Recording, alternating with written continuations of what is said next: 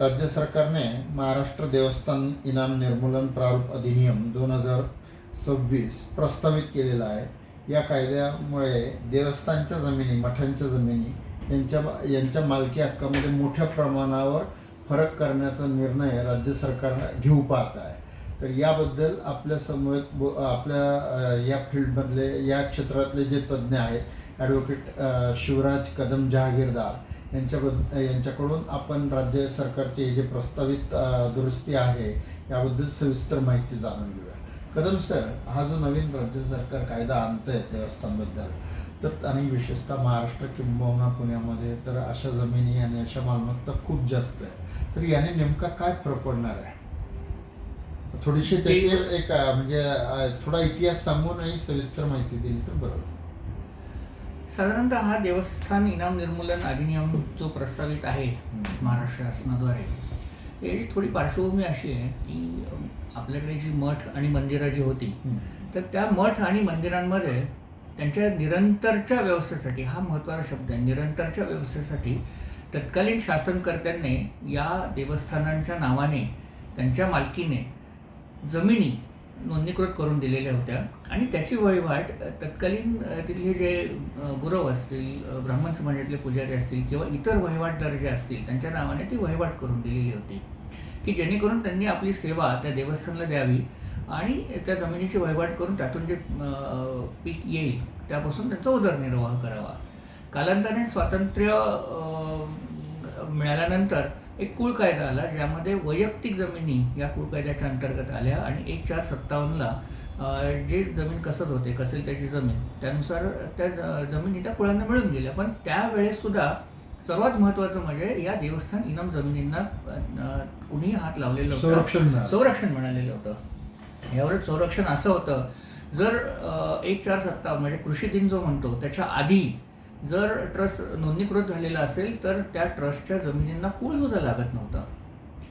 आत्ता हा जो प्रस्तावित कायदा आहे, ह्या कायद्यामुळे काय होणार आहे, जवळजवळ 4.5 लाख हेक्टर जमीन जी देवस्थानांच्या अधिपत्याखाली आहे, मालकीखाली आहे आणि त्याची वहिवाट वेगवेगळ्या लोकांकडे आहे, ही सर्व जमीन आता कुळांच्या मालकी हक्काने होणार आहे. एक फरक निश्चित तुम्ही लक्षात घ्या की जो 57 साली कुळ कायदा आला तो नियंत्रित सत्ता प्रकार म्हणून त्या कुळांना ती जमीन मिळत होती, पूर्ण मालकी मिळत नव्हती. परंतु आत्ता या प्रस्तावित कायद्यामुळे देवस्थान जमिनींची मालकी त्या कुळांना पूर्णतः मिळणार आहे. म्हणजे ते कुळ जे होतील ते ह्या जमिनीचे मालक होणार आणि ते त्या जमिनीचा व्यवहार करू शकणार. आता ह्यामध्ये फक्त शेतजमिनी आहेत अशातला भाग नाही, हा कायदा संपूर्ण राज्यभर लागू होतोय. तो ग्रामीण क्षेत्रात आणि शहरी क्षेत्रात सुद्धा लागू होतोय. म्हणजे थोडक्यात आपल्याला म्हणायचं आहे की हा कायदा जो आहे हा शेतजमिनींसोबतच ज्या ट्रस्टच्या इमारती असतील त्या इमारतींच्या बाबतीत सुद्धा हा लागू होणार आहे. म्हणजे तिथे जे भाडेकरू राहत असतील त्यांना सुद्धा मालकी हक्काने ते राहत असलेल्या जागेचा ताबा मिळणार आहे. त्यामुळे ह्या कायद्यात हरकती आणि सूचना मागण्याचा प्रस्ताव शासनाने दिलेला आहे.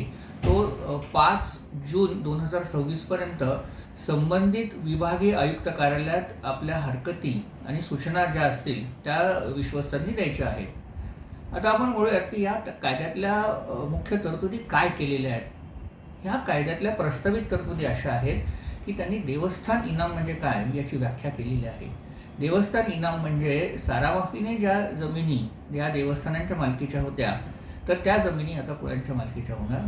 दुसरी गोष्ट, यामध्ये जिल्हाधिकारी आणि किंवा त्यांनी नियुक्त केलेले अधिकारी असतील त्या अधिकाऱ्यांच्याच मार्फत ही संपूर्ण प्रक्रिया पार पाडणार आहे आणि याच्यात दिवाणी न्यायालयाचे सर्व अधिकार काढून घेण्यात आलेले आहेत. आता उरला प्रश्न की या धार्मिक संस्थांचं नियमन करणारा मुंबई सार्वजनिक विश्वस्त व्यवस्था, ज्याला आपण आता सध्या महाराष्ट्र सार्वजनिक विश्वस्त व्यवस्था अधिनियम 1950 असं म्हणतो, तर ह्या कायद्याच्या तरतुदींचं काय. तर या कायद्याच्या तरतुदींना बाधा येणार नाही असं जरी या कायद्यात म्हटलेलं असलं तरी देवस्थानांच्या या संपूर्ण अब्जावधी रुपयाच्या अमूल्य अशा स्थावर मिळकती जर मालकी हक्काने कुळांना दिल्या गेल्या तर केवळ त्या देवस्थानांचं नियमन कसं करावं एवढ्यासाठीच हा कायदा अस्तित्वात राहील. आणि त्याच्यात निरंतर जो शब्द वापरलेला आहे त्याचं म्हणजे काय अर्थच राहणार नाही ना. म्हणजे कारण त्याचं उत्पन्न मग बंद पडणार, मालकी हक्कच बदलला तर. खूपच म्हणजे आता सध्या विद्यमान परिस्थिती अशी आहे की कुठल्याही ट्रस्टची जर जागा विकायची असेल, सावर मिळकत थोडक्यात, तर सहधर्मदाय आयुक्त यांच्या पूर्व लेखी परवानगीनेच ती जागा विकता येत होती. ही जागा विकत असताना सहधर्मदाय आयुक्त यांना त्या जागेचा सर्वात जास्त मोबदला कसा येईल हे बघण्याची जबाबदारी देण्यात आलेली होती. आणि हा सर्व व्यवहार हा ट्रस्टच्या खात्यात हे सगळे पैसे जमा झाल्यानंतरच करण्याची तरतूद या आत्ताच्या धर्मदाय कायद्यामध्ये होती. आत्ता काय होणार आहे की या कायद्यातल्या तरतुदीप्रमाणे रेडी रेकनर जो आपण म्हणतो की शीघ्रगणक जो असतो, तर त्याच्यामध्ये सरकारी मूल्य जे दिलेलं आहे त्या मूल्यानुसार त्या कुळाने भरणा केला की त्याला ही मालकी मिळून जाणार आहे. त्यामुळे आज कोणताही व्यवहार काही अगदी मोजके अपवाद वगळता रेडी रेकनरच्या भावाने होत नाहीत. ते मार्केट व्हॅल्यू म्हणजे ज्याला बाजार मूल्य आपण म्हणतो अशाच पद्धतीने ते व्यवहार होत असतात. आणि बाजार मूल्य हे जवळजवळ 95% जमिनीच्या बाबतीत रेडी रेकनर मूल्यापेक्षा खूप जास्त असतं. त्यामुळे हा या सगळ्या धर्मादाय संस्थांचा खूप मोठा तोटा होणार आहे, नुकसान होणार आहे या कायद्यामुळे, या प्रस्तावित कायद्यामुळे. आणि काही ठिकाणी ज्यांना वहिवाटीने ह्या जमिनी करायला दिल्या होत्या त्यांनी आणखीन कुणाला जर कुळं दिलेले असतील तर या कायद्यामध्ये 1/1/2011 हा एक नियत दिनांक ठरवलेला आहे की ज्याच्या आधी ज्याच्या ताब्यात ह्या जमिनी कसायला असतील त्याला ह्या जमिनी मिळणार आहेत. म्हणजे ह्याच्यात नुकसान असं होणार आहे की ना देवस्थानला फायदा, ना त्या मूळ वहिवाटदाराला फायदा, पण तिसरा जो कसतोय त्याला फायदा.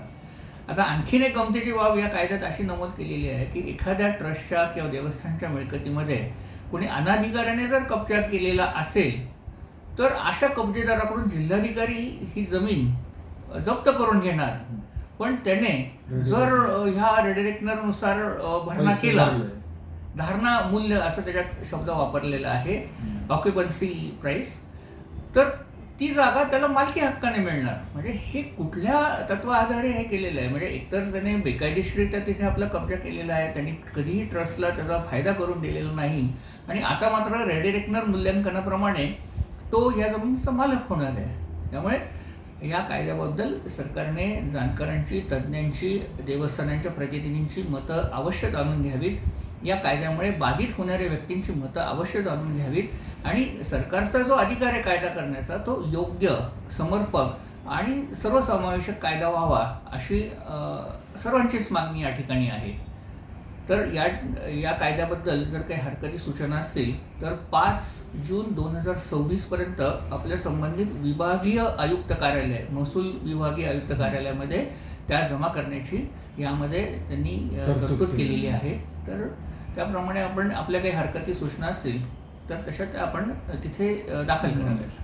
राज्यामध्ये 4.5 लाख हेक्टर क्षेत्र आहे असं अशा प्रकारचं अंदाजे आहे. अंदाजे म्हणजे प्रत्यक्षात किती क्षेत्र असेल त्याची नोंदच नाही त्याची. म्हणजे आता पूर्णपणे आता धांडोळा घेतल्यानंतरच प्रत्यक्ष क्षेत्र, पण आता जमिनीचा भाव बघता हे अब्जावधी रुपये किमतीची देवस्थानांची अमूल्य संपत्ती आहे. पुण्यात अंदाजे किती असेल? पुणे आणि पुणे जिल्हा म्हणजे थोडक्यात आता आपण पुणे आणि पुणे जिल्हा